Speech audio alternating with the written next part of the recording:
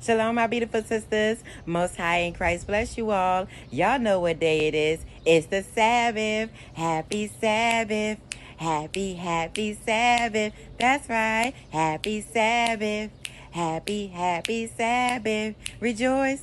It's a Sabbath day. It's real. It's time to congregate. Sisters, our spirit should be rejuvenated, rejoicing, and reset. We say happy Sabbath. Our spirit should be happy. It's not about us. It is about the Lord. It's the Sabbath day. Let us be nice, kind, and charitable. Let us apply that Ephesians 4:3, endeavoring to keep the unity together in peace. That's right, in peace. Sisters, we got free classes, free counsel classes all around the clock, each and every day. That is the true medicine that will heal us. But guess what, sisters? We got to take that medicine. All medicine ain't good, but I guarantee you one thing, that medicine is true healing. It will allow us to be better if we apply that counsel. Sisters, smile. God chose you. God chose me. He chose us out of the evil world to keep these commandments. That is a beautiful thing, to be chosen, to be the chosen seed. That never gets old. So let us continue to rejoice,